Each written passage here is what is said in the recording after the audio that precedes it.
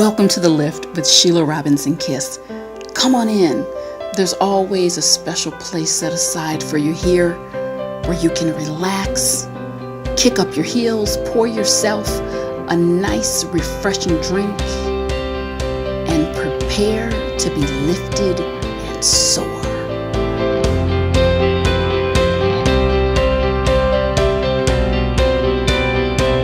Thanks so much, everyone, and welcome back. Betrayal and high treason. When it rips through your life, how to move on strong. That's the topic of today's video. And I want to be clear. I'm not talking about being offended or being treated rude or cruelly.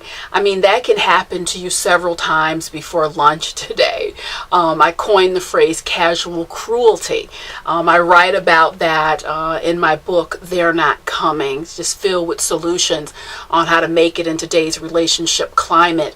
That's separate and apart from getting over the betrayal. The betrayal and high treason of life that can just cut you through the core. I have had 3 experiences with betrayal and high treason in my life. One from someone I thought was a treasured friend, and I put the word thought in quotes.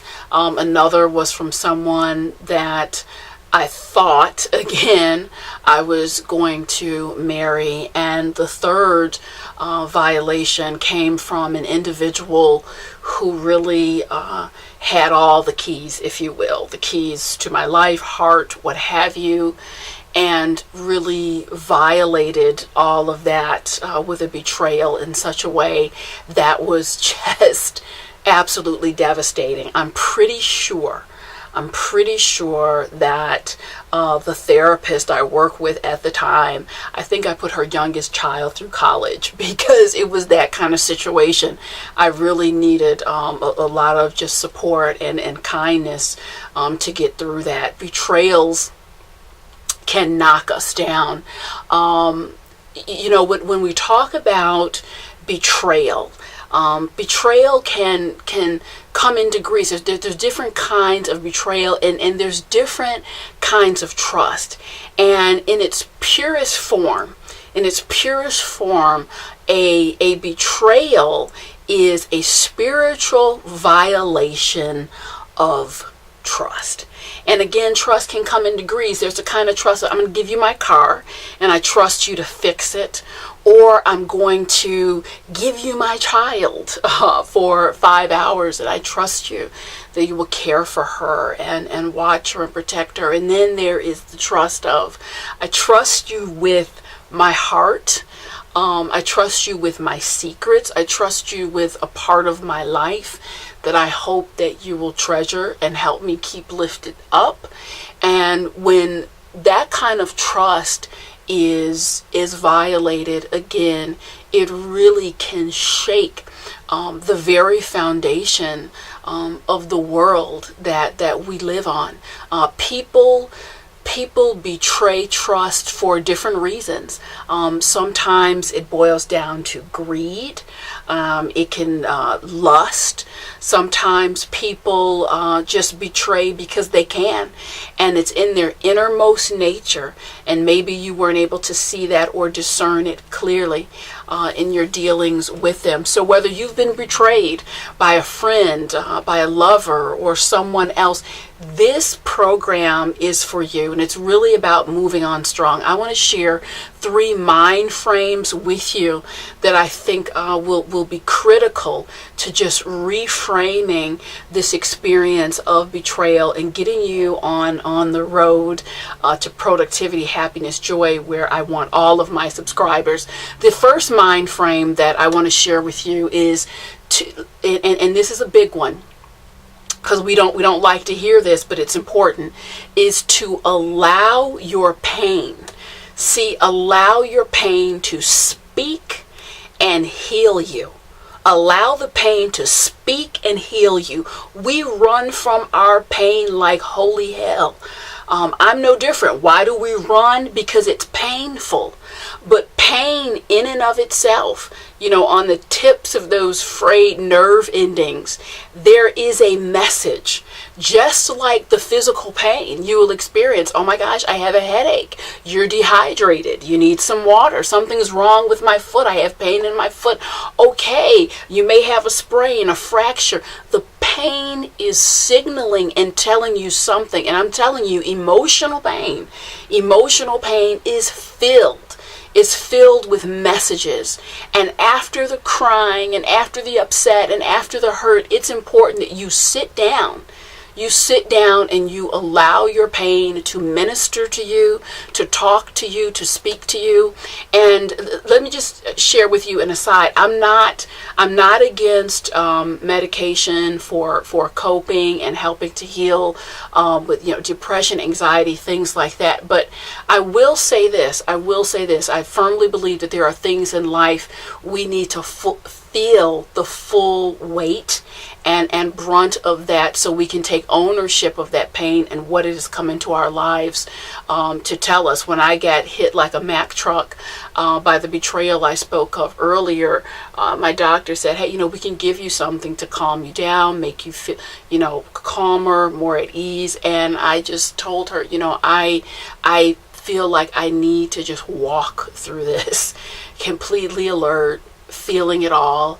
And I'm so glad that I did. And how do you allow your pain to speak to you? You can do it in a number of ways. One of the ways that I work with my pain is just through raw, what I call journaling.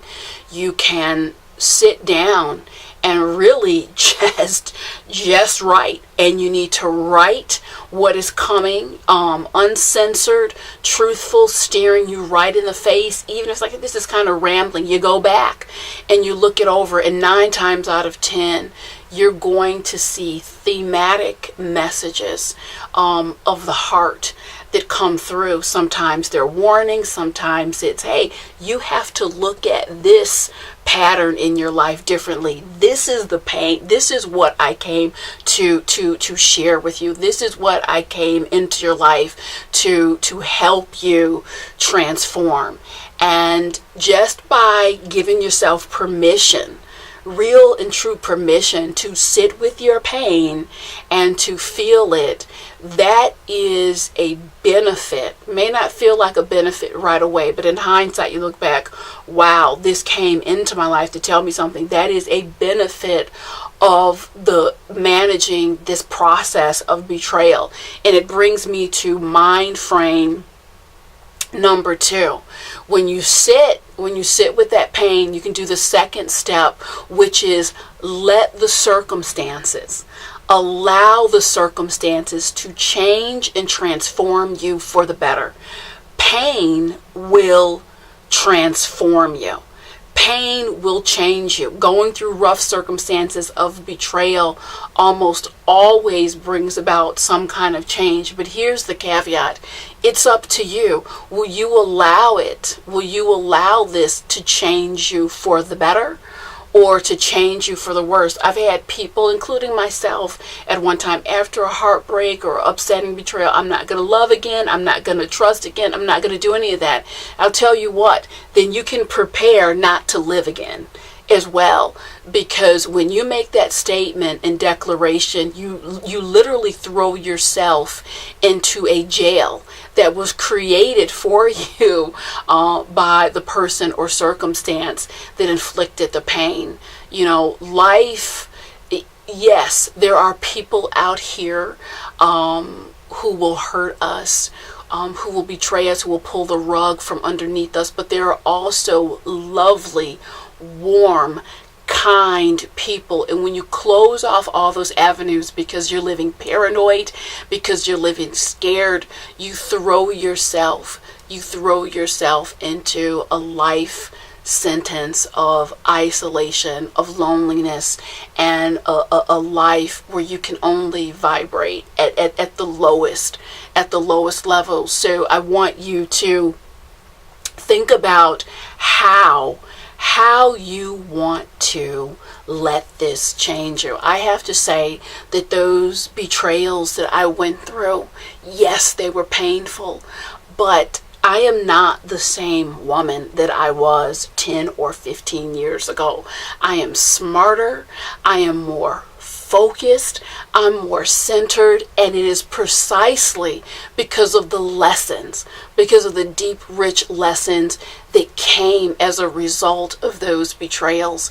I am changed. But the core of me, my core values remain the same. I want to be a blessing for everyone in my life. And I did not want to allow what some individuals who ripped through my life recklessly did. I didn't want that to take me out of my element of being decent, helping humanity. I'm at my best when I'm this. What you see here, I'm at my best when I'm helping, when I'm loving, when I'm lifting others up. That's how I stay lifted. And had I said to myself, you know what, no more, I'm done. I'm done with people. Then I'm done with part of my life. So you have to decide, this is going to change me, but how?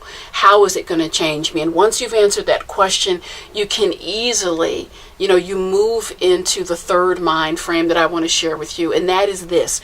Understand this. Nothing good together ever breaks apart.